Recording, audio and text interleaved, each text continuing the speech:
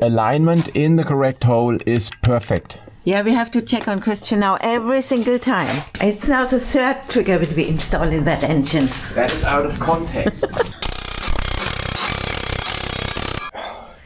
Camera is running. So Philip, give it a try. See if it starts.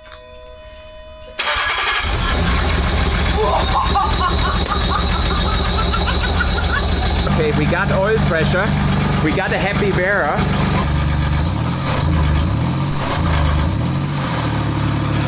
So it started with that trigger wheel.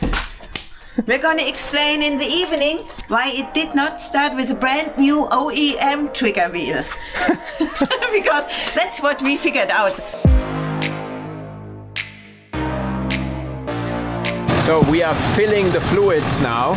We basically got to fill the front diff, the transfer case, the rear diff, and we got to check the fluid of the automatic transmission so that we can go on to a test drive. That's still the goal. There goes the transfer case fluid, and we are waiting for the gearbox to have at least 30 degrees. So we'll do that in the meantime here. And now we got to start the HP6 fluid fill procedure. So my dear, start the engine. 34 degrees, so we're gonna have to hurry up. Yes. And in the first step, turn the DSC off. Yes, it's off. Okay. Yes. Ref it to 2500 and hold it for 15 seconds. That's filling the torque converter with oil. Okay, thank you, that was good enough. Now you put it into R. Take your foot off the brake. Okay, let it coast. Now put it in neutral. In neutral, not braking. Now you put it into manual 1, stay on the brake, your display shows 1 then. Now you go off the brake. I am in manual. Okay, now go to minus. Okay, now you're in 1? Yeah. Okay, we got it. Yes. Okay, now you go off the brake. Now you shift it to 2. Yes. Hold it for 10 seconds there, hang on. Now you shift it to 3. Yes. Working good. Hold it for 10 seconds. Then you shift it over to D without hitting the brakes. Now you go to N. Hitting the brakes? No. Now you hit the brakes. Good, it's stalled. Okay, now let me check the fluid. Yes. See guys, fluid is not running out, so we are low on fluid. And we're gonna fill it now until we have a decent dribble. Later on, when it gets full temperature, it's gonna fill the cooler, and the cooler is gonna take quite some fluid, and that's gonna drop my fluid level to be too low. I would have to actually check it again. But in order to open the thermostat, the oil has to be 80 degrees and not 30.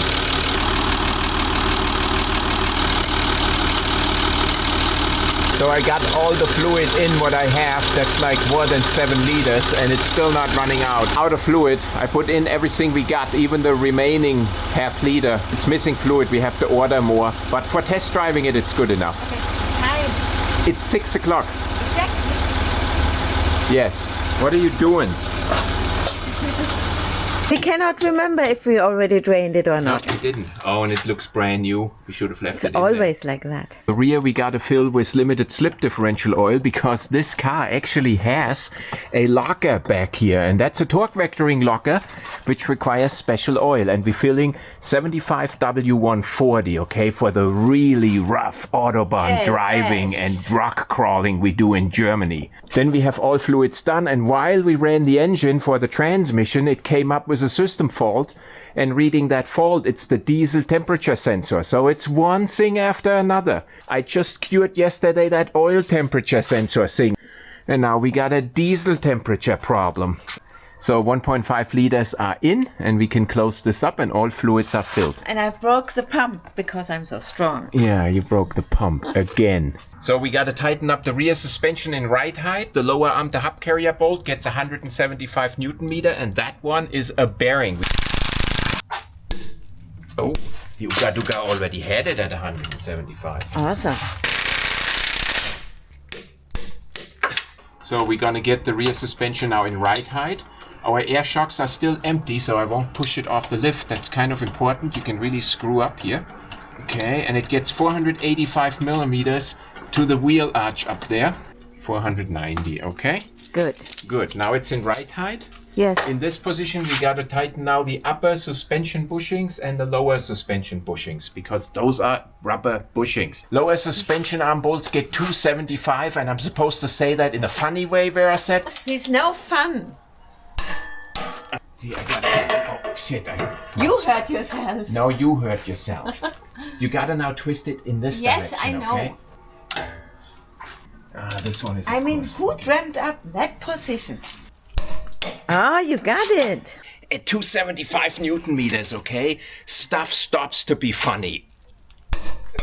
It's like I'm compressing the shit out of that piece of steel. Yeah. See, I don't need a break-up arm. Okay. Okay. Very See? well. Now we got to do the upper control arm. Tell me what that torque is. So we completely messed up and have to do everything again. Yeah, only on one side. Because here we torqued in right height. And here we did not, as you might have seen in the footage. I wonder how many comments we already got. The rear upper arm in the front gets 175. The one in the back gets 275. This one I can't get my torque wrench on, so I'm using my calibrated biceps, okay, which I can accurately, without any joking, get 175 on here. What happened? It slipped out of this, but it was the click. Okay. So this is good. More interesting is the other nut, okay? I can't get any torque on here while I'm in right height. So I got the torque I can, then I mark the bushing like this, and now when I lower it, I gotta make sure the bushing stays in this position. See, I lower it. That gets me now the necessary access, and now I can do the 275. Ain't that funny? Now I'm using my calibrated arm from the previous operation to tighten this one, and the bushing is gonna remain in right height, okay? That's really important, otherwise it's gonna become real funny. The rear lower strut mounting bolt to 275, and then we're gonna do all that on the other side off camera, because it ain't no funny job. Good. Right height, right height, right height, right height, right height. Doesn't matter because it's a bearing. And this one needs alignment first. Oh. Because we replaced the rear upper and lower control arms, we gotta adjust now the camber angle of the vehicle in the back. For that, we make sure the vehicle is straight on our lift. We did this by manipulating it with this post. This is dangerous, okay? And all the desktop mechanics are gonna start typing now. You don't need to do that. I had Vera go upstairs when we did this. This puts the vehicle here absolutely straight. I can measure this here. I can measure this also down here. He even got a new straight edge made in Germany. Now you come over here. Now in this position, I gotta make sure I have an absolutely realistic right height, how I want the vehicle later on. In my case, I measured 490 millimeters from here to here. It's important to do that in the same way on both sides, okay? Now I got this little Chinese gauge for adjusting camber. I put this on my disc while this is in right height and while the vehicle is straight. And there is a little level on here, and that level, I gotta level it out. This tells now this gauge that it is absolutely straight. And then there is an indicator on here for negative and positive camber, and an adjustment bolt up here, which is eccentric. So I can move the upper section here in and out. You can see that. You can see how that's moving in and out in right height. Okay.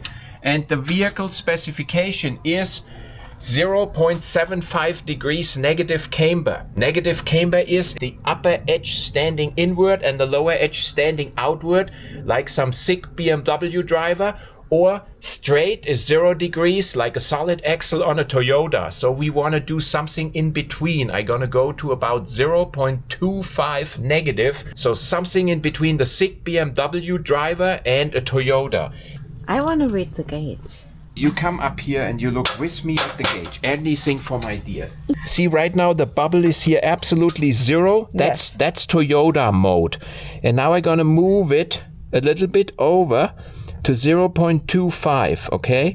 That's when the bubble is touching this little line. Yeah. This is how I'm gonna do it on the other side as well. But it's here not straight. Good, she caught that, okay? I just tested her. Gotta, of course, hold it now in this position when I tighten this bolt. So you have to get me that torque. So upper arm to hub carrier 133. That is like a stupid torque. They try to be funny, okay? I go 35 just to piss them off. Yeah. Okay? I'm filming all of it. Yeah, you can film all of it.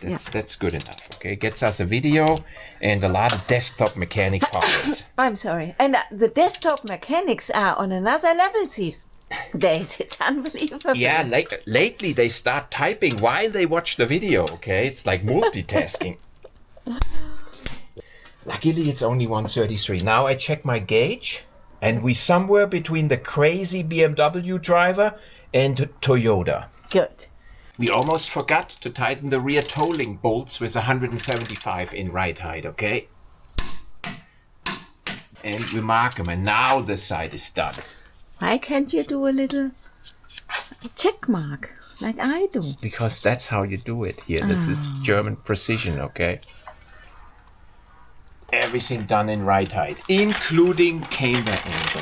Yes, and now we have to release everything on that side because we torqued it not in right height. And 275 is kind of hard Which to one open. did we already torque?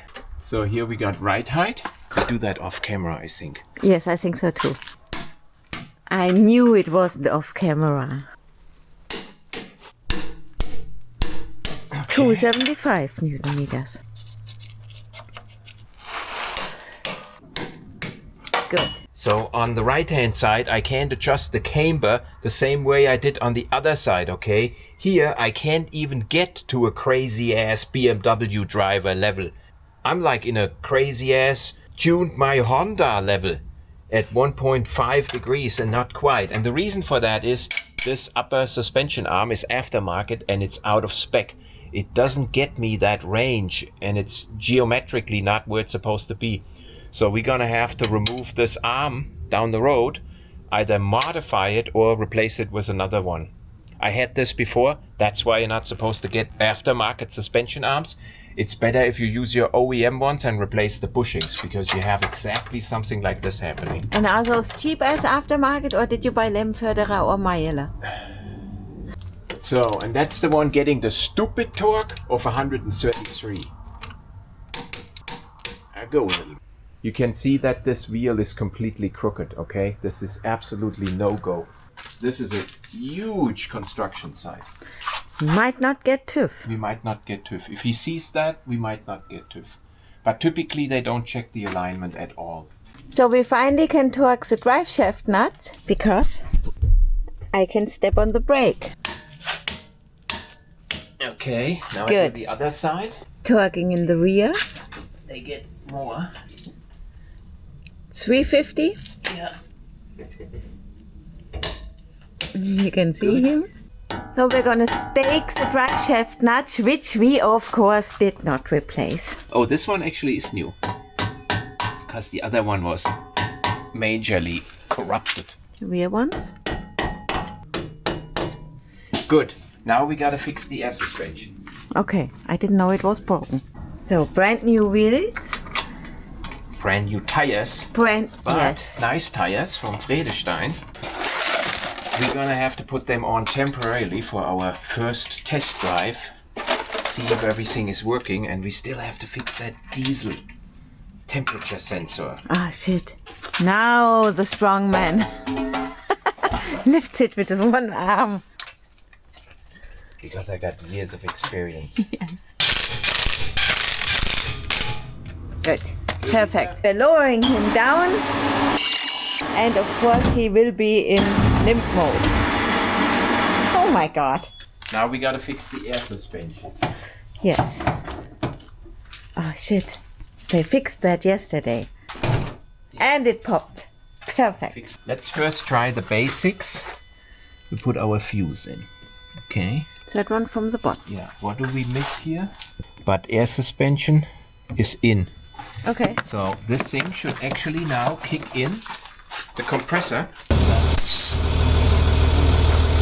leak somewhere. Yeah. So we gotta open up the compressor first. Shit. Yeah.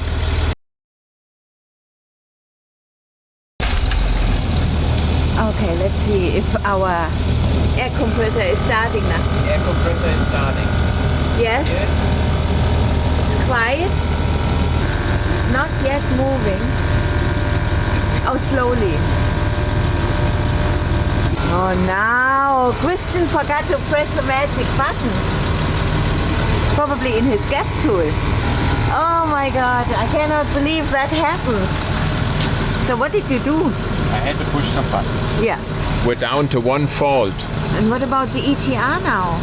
Well, I deleted it, but it had an EGR fault, so we got a stuck EGR valve. Who cares? Yeah. So we're gonna drive under its own power for the very first time. That's at least what we hope so. Oh my God, look at that! That's always a magic moment. That's as far as I drive it. Now it's finished. So it's getting dark and we need some light. Okay, let's try the other side. Oh my God.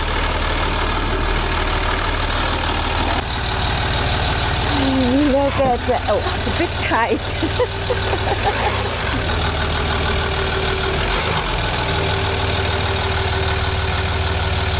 And now we're going into our off-road park in the dark. I hope there are no badgers and deers running around. Awesome! And off we go. And we have even a brake light. Look at that. Both license plate lights are working. Look at that. We even get TÜV. Oh my God. Thank God I'm not. Oh, there are so many plums. They all fell down in a storm we recently had. I hope he doesn't crash him now. Oh my God.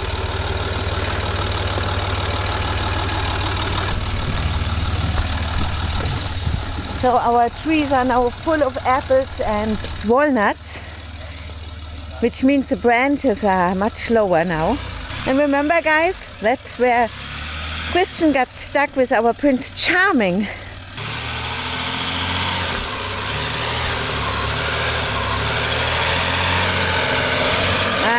Too easy. Can you believe it? Oh my God.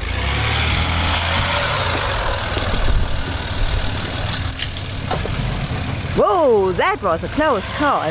We just have so many trees. Watch it. And yes, ever since our Prince Charming test drive, our little hut, yeah, fell apart.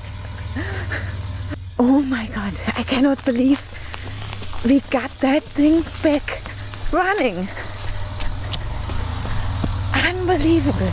He's got his first off-road scratches, which every Discovery needs. Look at that. 1, 2, 3, 4, 5, and over there is number 6. Cool. And Das kleine Getriebe. That's the temperature, diesel temperature fault we had. The sensor slipped out, it didn't plug it in correctly.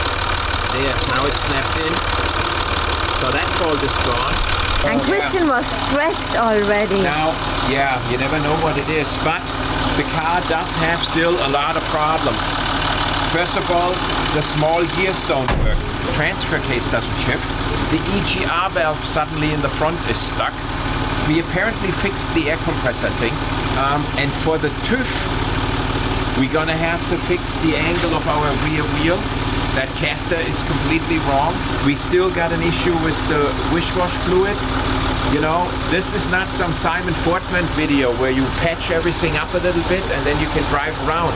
If you want to get a vehicle registered in Germany, everything gotta work. Everything. If it's in the vehicle, it gotta work. Not even in the UK everything has to work, but over here, everything has to work. If you, for example, cannot adjust your seat back and forth, you won't get TÜV. If you can't pull your seat belt out smoothly and it returns, you won't get TÜV.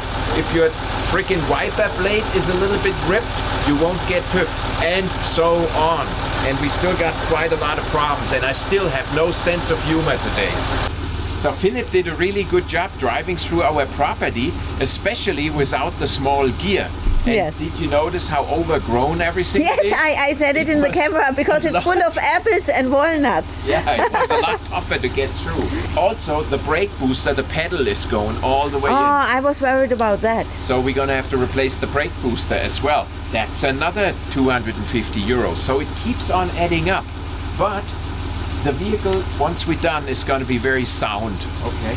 Okay. And the compressor kicks in once in a while. That's also not good. So we still have a compressor leak. I'm gonna take it now into off-road height and we see if it sinks down. Okay, overnight, yes. Overnight. So it's an off-road height and now we're gonna pull the plug. Yeah, I'm gonna wait until the compressor turns off. Oh, okay. So pulling the air suspension fuse, Yeah. and then we'll see in the morning if we have a leak. The coolant level sensor also does not work. Ah, Yeah, so we're gonna have to go after that as well. We got one more weekend to work on it. yes. Next morning, 6 o'clock, and you can see the vehicle did not sink down. That's an indication that all struts are now holding air pressure. That's good.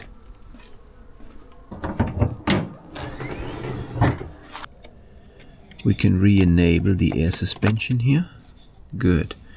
We're still missing a relay here. I ordered that. So I got the unlock code from Patrick in Canada, and I should be able to enter that here. Paste and say unlock, code validated, tool activated.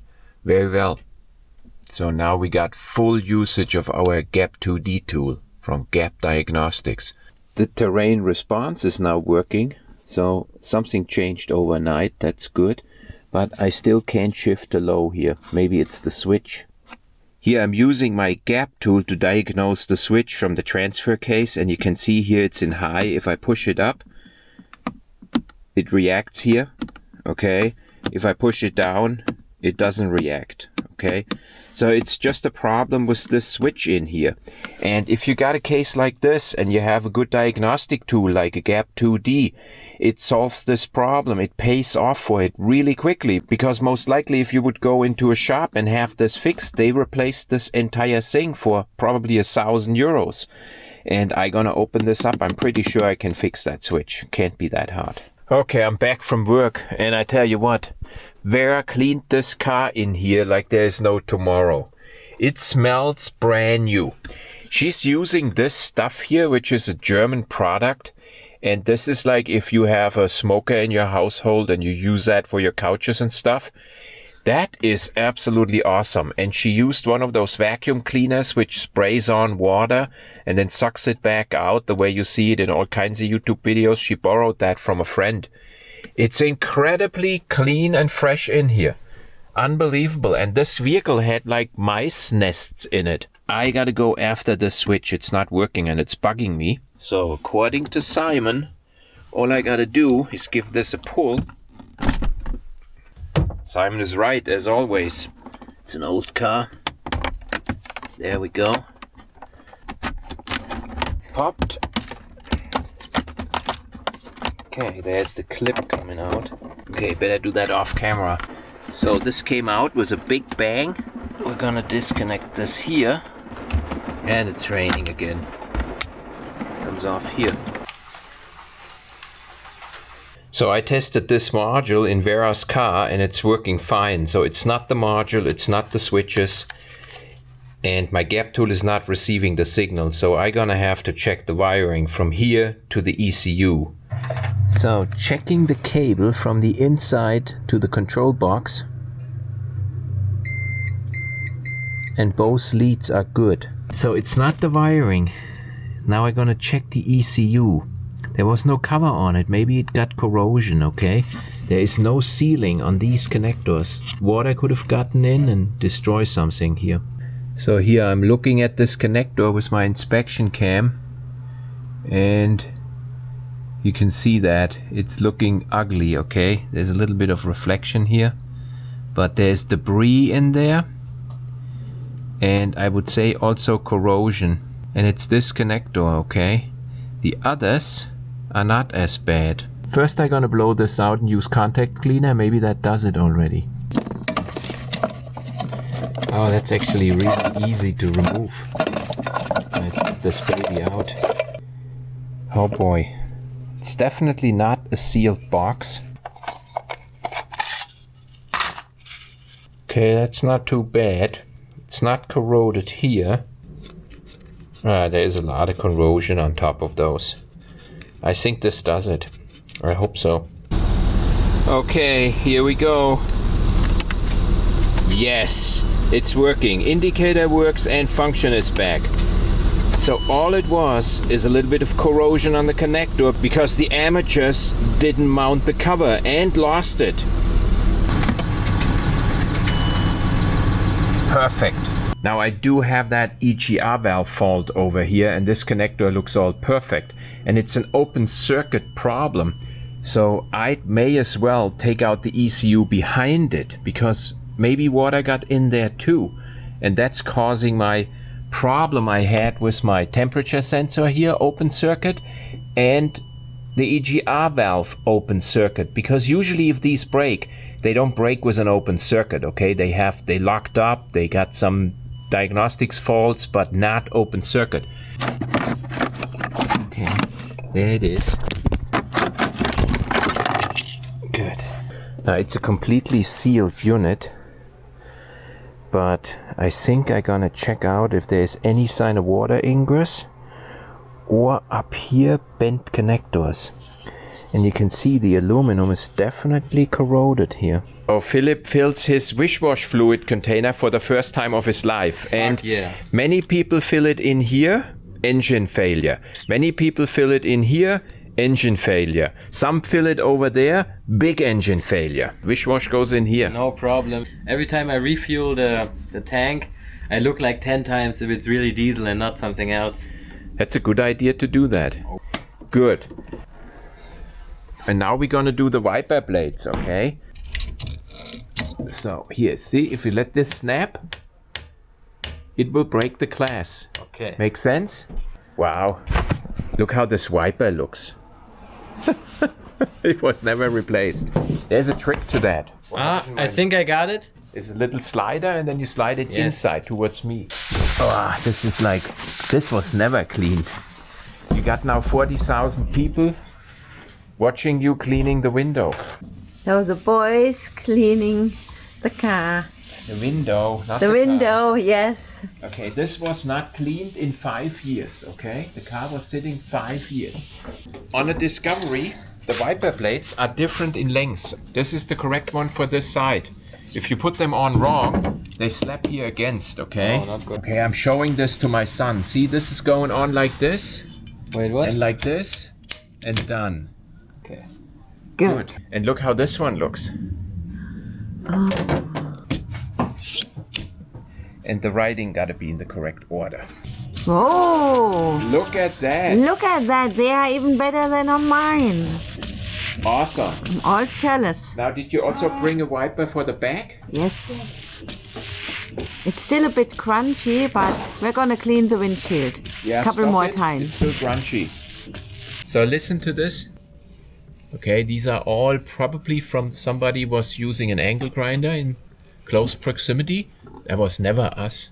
No, never. So I'm using a steel plate and some lubrication. Yeah, no more crunchy windshield. And you can see here on his old Euro 4 sticker, it ran in Munich. Who needs a Discovery in Munich? Of course, you replace the rear wiper blade. People forget this. That's really important. There you go. See, Philip? Your dad does everything. Very sick. And Philip is scraping the windshield, okay? It's the same thing as if you would clay your paint, except here you use like a razor blade and you scrape the windshield and it takes out all the little goosebumps it has. And then the wiper runs all smooth over it. Good, and there's a bullet hole. It's a big bullet hole from a 45 Magnum. I got my Liqui Moly air conditioner cleaner here. And we're gonna go through all air vents and give them a clean. There it is.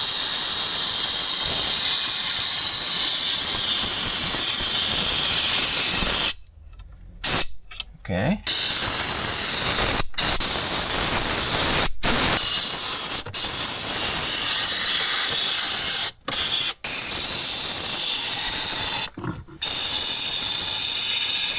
the air duct.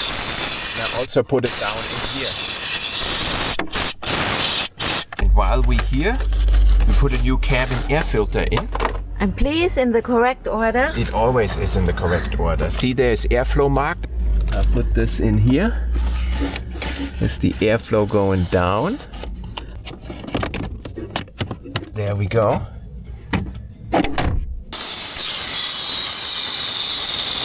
Okay. Look at the smoke coming out of there. Yeah, Ah. okay. It's going all everywhere.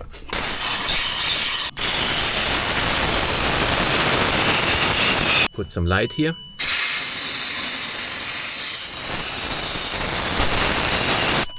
Good. One more over there and we're done.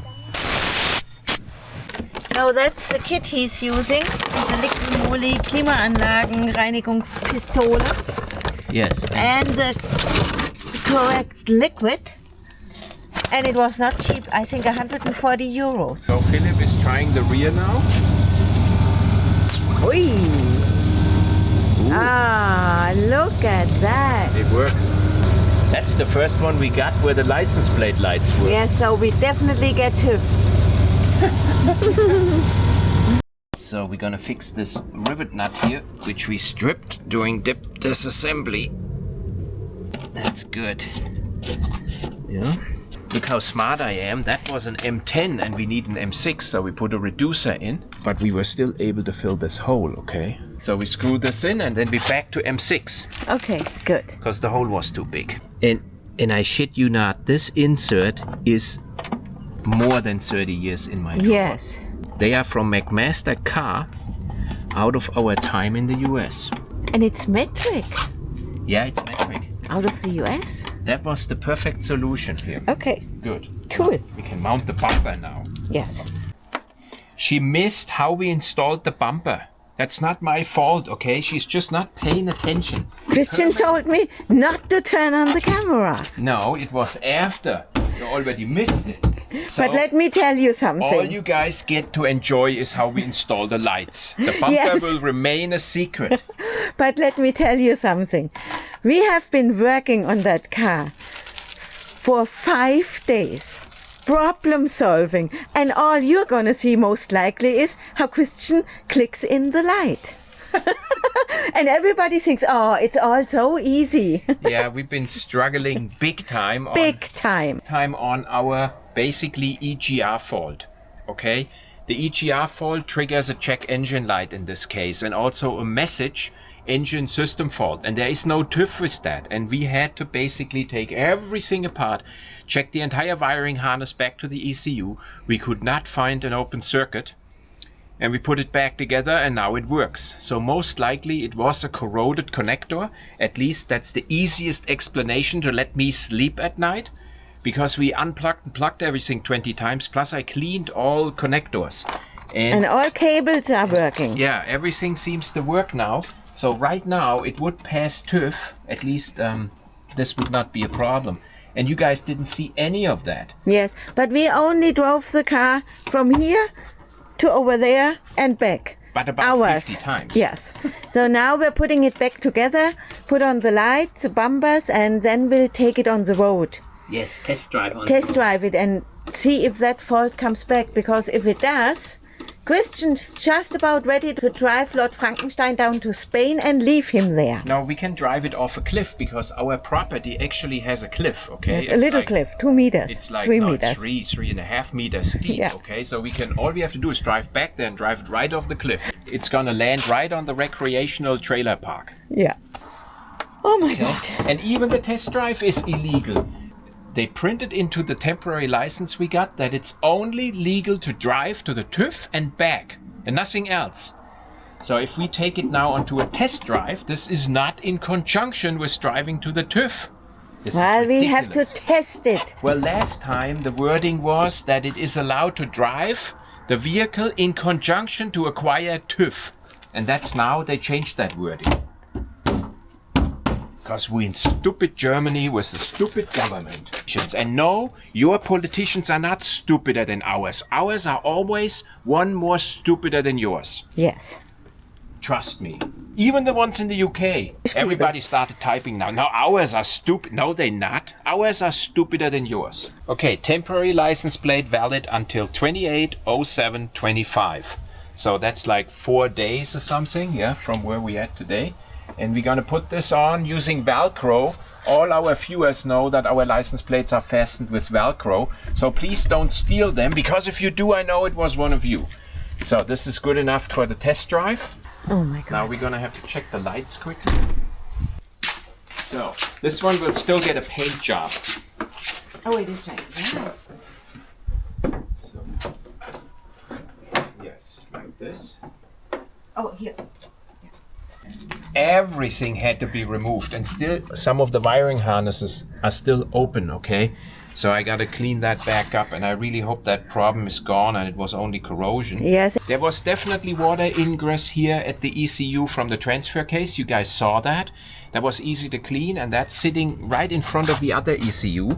And because there is a cover missing, so replace your covers. Fix what's broken. That's always our philosophy, okay? Just don't ignore faults, because they all are connected to each other. Yes. Okay, it's a Land Rover, okay? It's like a complex biological system. Okay, I just added to our to-do list the 3 snap bolts on the front bumper. Rivet nut stripped. We replaced that one. So this is really the only paint damage we have. This Yes. and this. Gonna fix that on the weekend. Looking good. License plate goes on. Okay. Gonna give it like a German precision bend, so that we don't get a ticket. And you think that will survive a car wash? Yeah, if not, it's gonna be in the washing station afterwards. Oh my We'll God, find all it. bent and twisted. Only needs to last 4 days. That's good enough. Yeah, we better mount this if we want to go through a car wash. I don't understand why we have to go through a car wash. We never do that. Because the car is dirty. Buckingham blue.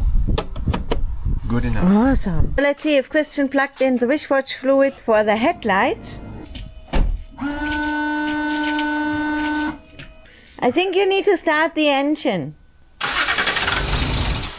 Oh, what was that? What was that?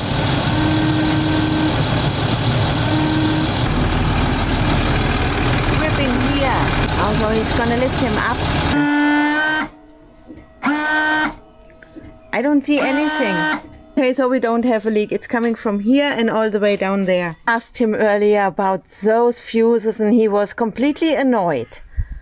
Okay, and we don't have this one on stock. Well, we're gonna get it from Robin. Well, Robin's car is getting cannibalized. Yes. Philip and I took this one and we put it into the air suspension. So we're gonna have to order a 30 amp of these crazy square fuses here. I added to our to-do list polish headlights and 30 amp crazy square fuse. He was so annoyed earlier with me. That was an easy fix, okay, but a huge cost, because I told her, no, those fuses never broke before. Yes. But I actually stole one. Not a problem. Good. Okay. Here we go again. Okay, the left-hand side is working. The right-hand side not. If I turn the lights off and back on, they work again. Oh, okay. Yes, maybe we should torque the wheels. We'll check it at least. Yeah, they're good. Or not? Well, maybe not. Yes. So we're taking the bare minimum on tools. Yeah, basically. Yeah, to fix suspension stuff and stuff like that. Yeah, to take the engine in and out and stuff. Like Yes. So we're gonna take him on his first test drive. He doesn't have a rear camera, that's why I'm outside. And I also film. You know. Oh, looking so good. Oh my God. He's still in extended mode, you know. Okay. The first few yards under its own power, on its own axle, after months of repair, including engine rebuild, frame rebuild, and a lot of unexpected problems on this vehicle, it's driving. Yes. Look, it got a sound system, Yes. which is connected to my phone. Oh, I have to say, Christian, the suspension is really stiff. I mean, in a good way, you know, like on Prince Charming. It feels- Everything is brand new. Yeah, it feels, I mean, the first few yards felt good. Yeah. So we're gonna go get gas before it stalls. Oh my God. Okay. And we are in limp mode. That's because Christian says we'll be back soon. Yeah. Well, at least the windshield wipers are working really great. And right now, the fault's gone, okay? I installed another EGR valve. This is now a little bit embarrassing because, I mean, the fault was EGR valve bank B, but it said open circuit. So I suspected an open circuit is external to the EGR valve, but maybe it wasn't. Maybe it's internal. And now I just plugged in another EGR valve and put it aside, which I had to fix first out of an old one from Fabian, of course. And the fault is now gone, and I already took it for a short test drive. Now I went upstairs to Vera and told her, because she had a nervous breakdown, because I told her this is done, we got to take the car and push it off the wall back in our property, and you know, and I was wrong. It's just as simple as a broken EGR valve. Why am I getting so embarrassed now? So I wait for her and we go on a test drive. I can listen to radio over this thing. We still gotta reveal why we had to remove that second new trigger wheel in the last episode, okay? We haven't talked about this. And the reason was Land Rover has two different trigger wheels. There is the one from the EU3, EU4 2.7 liter, and there is the one from the 3 liter. And when you buy these trigger wheels, most of the time they have the same number. For example, when you buy aftermarket. So you're not sure what you really get. But if you have an OEM one and you take a Discovery 4 trigger wheel, and you put it in a Discovery 3, the engine won't start. If it works the other way around, we have not had that chance to try that out, okay? But I would always recommend to use OEM trigger wheels in the correct number from Land Rover. Because, like I said, the aftermarket ones show both numbers, so you don't know what you're gonna get, okay? It's a box of chocolate. So if you have a Discovery 3, you buy the trigger wheel according to the 2.7 liter Discovery 3. If you have a 3 liter Discovery 4, you buy the trigger wheel from the part number for the Discovery 4. Very difficult, right? Very difficult, exactly. So we just took a trigger wheel because they all look the same, except for those tiny little numbers. We just took one we had at home and installed it. However, what I also noticed, the trigger wheel for the TDV8 L405 is the same as for the SDV6 Discovery 4. Because I bought new OEM trigger wheels from AliExpress in China for only 45 euros, made in Germany, so they sell the stuff cheaper, imported into Europe, you know, don't pay any import duty taxes because Europe is completely overwhelmed by all these shipments, so you can get this stuff cheaper.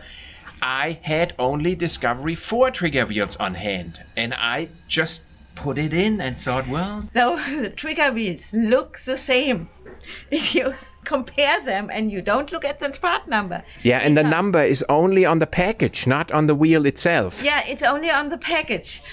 We didn't look and we didn't compare and we didn't think about that. So let our mistake be a lesson for you. Okay, so you don't have to take your good 150 euro trigger wheel, which was only 46 in our case, back out and it's ruined. I got a ton of comments that AliExpress is cheap aftermarket. No, it's not. AliExpress is China, Amazon. So the part is a OEM trigger wheel made in Germany. Well, if it's in a package from Land Rover, okay, it's not a replica or anything like that. It's OEM. I have Patreons in China who own Discovery 4s and they need trigger wheels. Yes, you know, exactly. And that's why you can buy the trigger wheels, the OEM trigger wheels in China.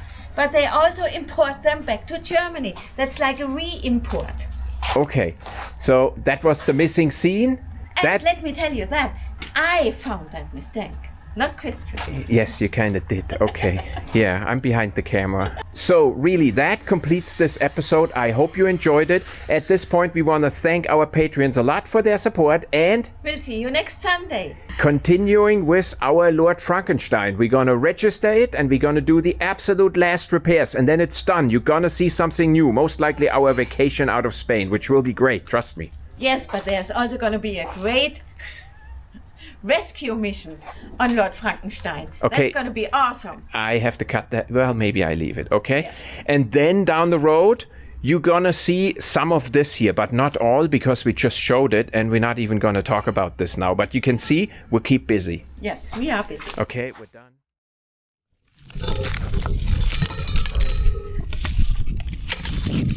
So it is that time again. The walnuts are falling. It's with spring steel. It rolls over the walnut pops in, and eventually the skin will fall off. It's awesome.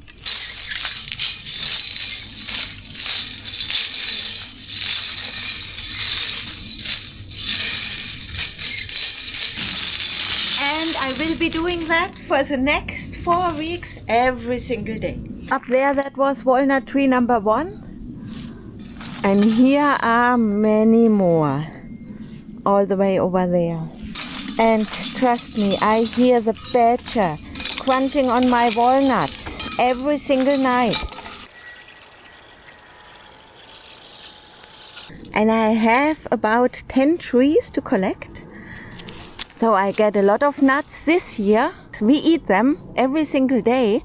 And there are years like last year in 2024, we had a late frost in March and the blossoms froze, so we didn't have a single nut last year. I have to say this tree here, all the way down here, didn't release its hostages yet. They are all still closed, so it looks so pretty.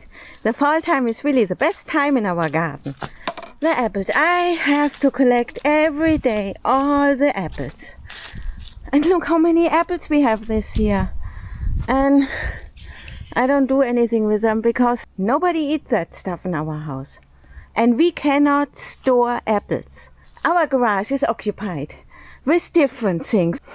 And I don't care about apple juice, and everybody else also in our household not. So I have to collect them and throw them on my compost.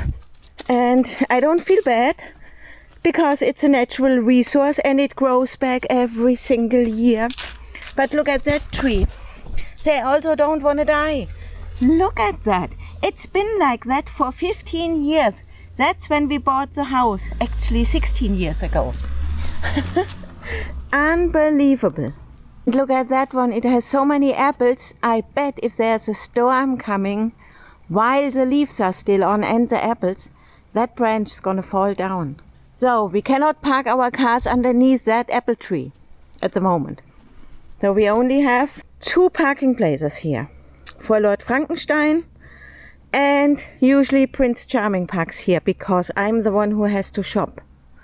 I'm not gonna carry everything from down here all the way up there. So that's the harvest from yesterday and today.